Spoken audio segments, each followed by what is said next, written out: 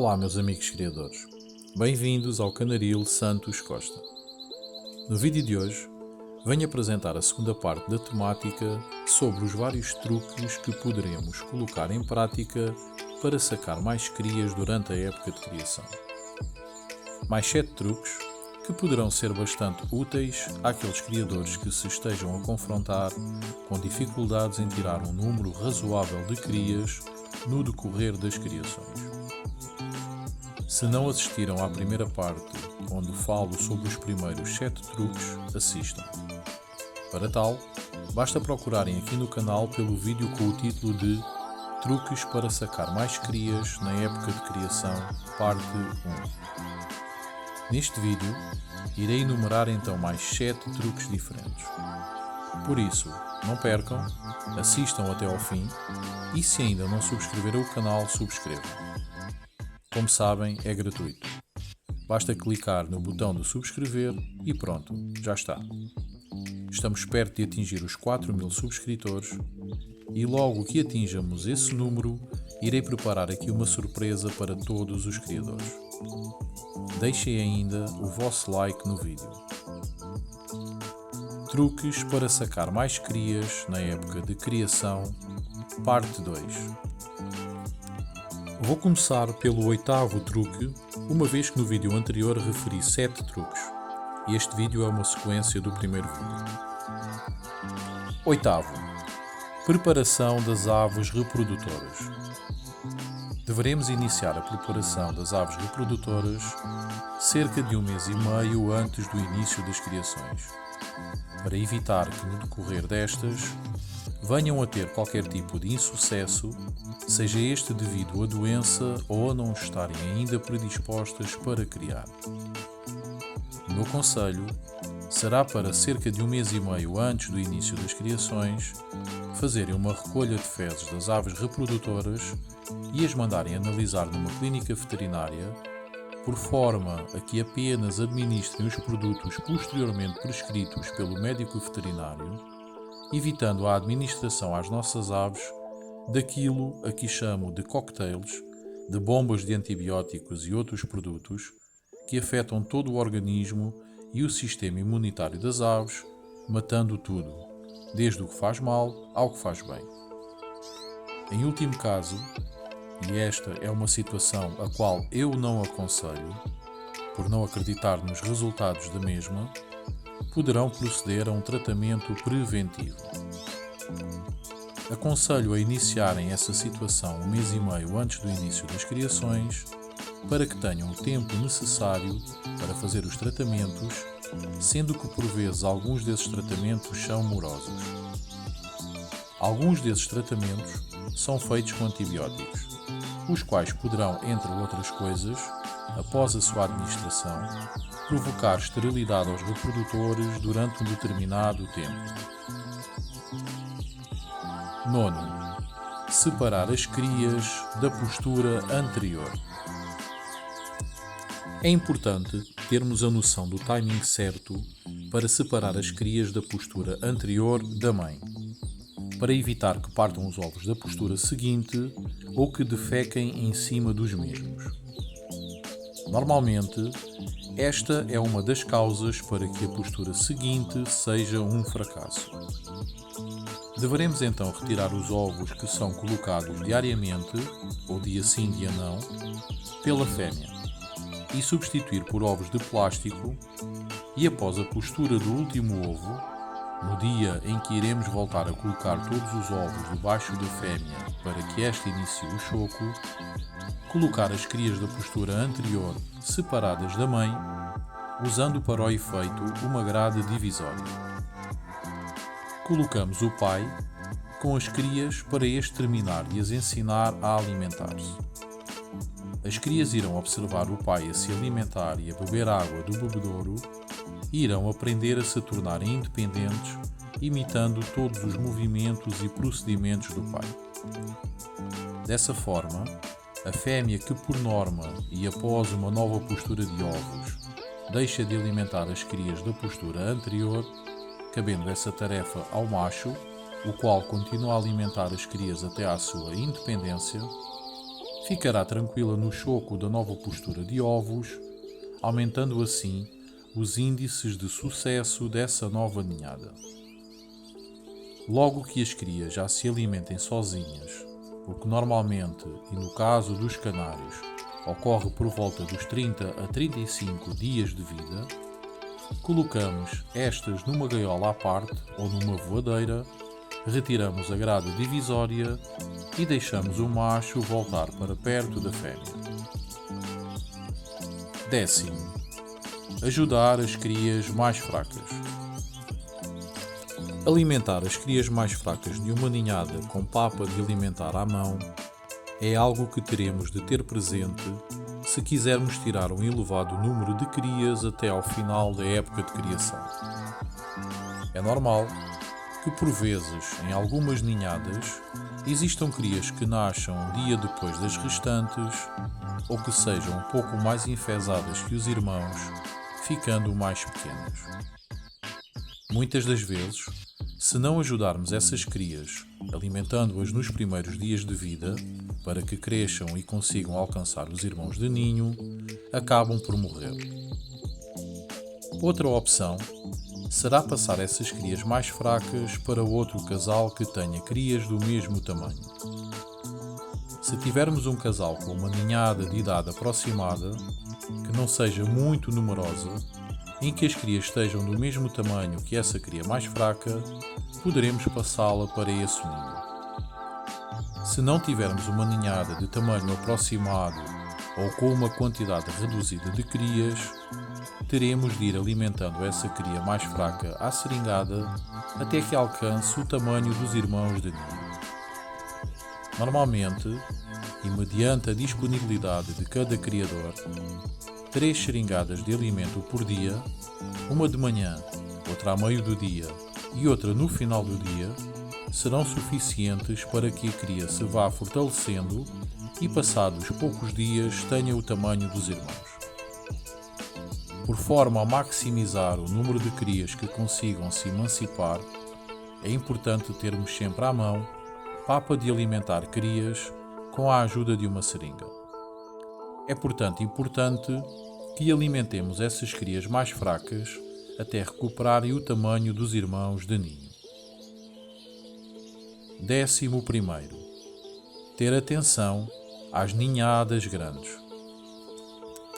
Por vezes, em ninhadas de 5, 6 ou mais crias, temos de ter uma atenção redobrada, pois é mais provável que nesses ninhos numerosos aconteça a mortalidade de uma das crias. Nessa situação, e se não nos apercebermos, essas crias mortas poderão ficar no fundo dos ninhos a apodrecer e, com o passar dos dias e a decomposição do cadáver, poderão criar infecções nas restantes crias da ninhada, levando estas também à morte, perdendo o criador dessa forma uma ninhada grande de um dia para o outro. Por isso, em ninhadas grandes, deveremos verificar diariamente se as crias estão todas de boa saúde. Essa situação também poderá ocorrer com os ovos que não eclodem. O embrião morto no interior do ovo começa a se deteriorar e, se não retirarmos esses ovos dos ninhos, onde já tenham nascido crias, poderão se partir e transmitir infecções a essas mesmas crias, podendo levar à mortalidade das mesmas. Daí ser muito importante retirar esses ovos dos ninhos e, se for necessário, substituí-los por ovos de plástico. A colocação de ovos de plástico em ninhadas pequenas, com 1 ou 2 crias, por exemplo, é extremamente importante para que as crias não tenham de suportar o peso total da mãe quando esta se coloca em cima delas para as aquecer. Dessa forma, se o criador colocar 1 ou 2 ovos de plástico junto das crias, estes ajudarão a suportar o peso da fêmea, evitando que as crias sejam esmagadas. 12º. Anilhar as crias. Deveremos ter cuidado ao anilhar as crias, pois existem pais que, por serem muito extremosos com a limpeza dos ninhos, ao tentarem deitar as anilhas fora, podem mandar também as crias para fora do ninho, provocando a morte destas, se o criador não detectar essa situação a tempo. Por vezes, e devido às anilhas terem cores que refletem e chamam muito a atenção dos pais, esta situação poderá ocorrer. Para evitar que a mesma ocorra, poderemos anilhar as crias o mais tarde possível, para que estas fiquem maiores e mais pesadas e seja mais difícil aos progenitores a jogarem para fora do ninho. Outra solução consiste em tapar as anilhas com fita da cor da pele e colocá-las nas crias para que os progenitores não se apercebam da presença das mesmas. Normalmente, essa é a melhor situação para que os pais inadvertidamente coloquem as crias para fora do ninho. Poderemos ainda cozer uma anilha ao forro do ninho. Assim, os progenitores irão se habituar à presença daquele objeto estranho no forro do ninho, por forma a que quando procedamos ao anilhamento das crias, estes já estejam habituados àquele tipo de objeto. 13º. Umedecer os ovos antes da eclosão. Nos dias mais secos, normalmente na fase final das criações, quando já estamos no final da primavera ou no início do verão, as temperaturas são mais altas e os níveis de umidade normalmente são mais baixos. O aviário também poderá ter problemas de umidade por estar localizado no local que provoque esses níveis de umidade baixa. Os níveis de umidade baixos normalmente provocam dificuldades na eclosão das crias, secando a casca de ovo, dificultando a eclosão das crias do interior do ovo. Por vezes, as crias até conseguem abrir um buraquinho na casca do ovo, mas acabam por não conseguir partir a casca na totalidade para sair, morrendo muitas vezes por cansaço nessa tentativa. Para evitar essa situação, poderemos borrifar os ovos que estão prestes a eclodir com água tépida. 1 ou 2 dias antes da data prevista para o nascimento das crias, poderemos borrifar o ninho com os ovos ou a fêmea usando um borrifador. A fêmea irá passar essa umidade para os ovos quando estiver no choco. Poderemos repetir essa operação 2 vezes ao dia até ao dia de nascimento das crias. Poderemos ainda colocar banheiras à disposição para que as fêmeas se banhem e transportem essa umidade para o ninho e ovos respectivamente. 14º. Não administrar frutas e verduras nos primeiros dias de vida das crias. As crias nos primeiros dias de vida necessitam de um aporte proteico elevado, o qual se consegue através da administração de papas, germinados, pearls e outros produtos similares. Se colocarmos frutas e legumes à disposição dos progenitores nos primeiros dias de vida das crias, estes irão ingerir altas quantidades desses alimentos, por serem bastante palatáveis, não ingerindo tanto os outros produtos com níveis elevados de proteína, os quais são essenciais e necessários para o bom desenvolvimento das crias. Para além disso, os legumes poderão provocar diarreias às crias nos primeiros dias de vida, podendo provocar desidratação e a morte destas se o criador não estiver atento. Aconselho a colocarem frutas e legumes à disposição dos progenitores quando as crias têm 5 ou mais dias de vida. Outra situação bastante importante para os criadores de canários de cor em administrar alguns legumes aos progenitores e por sua vez às crias tem a ver com a pigmentação que alguns desses alimentos provocam, pois são ricos em beta-carotenos, os quais pigmentam as penas das aves. E pronto, meus amigos criadores. Mais 7 truques revelados e descritos que poderão colocar em prática para alcançarem o sucesso na criação de aves. Muitas das vezes até temos conhecimento desses truques, mas por algum motivo não nos vêm à memória. E uma pequena lembrança externa é o suficiente para os colocarmos em prática.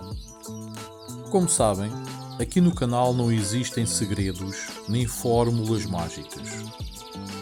Tudo aquilo que é aqui referido tem uma base de experiência, tanto da minha parte com as minhas aves, como também de experiências ocorridas por criadores amigos. Por isso, não deixem de subscrever o canal, de deixarem o vosso like, de partilharem a existência do canal nas vossas redes sociais e de comentarem os vídeos.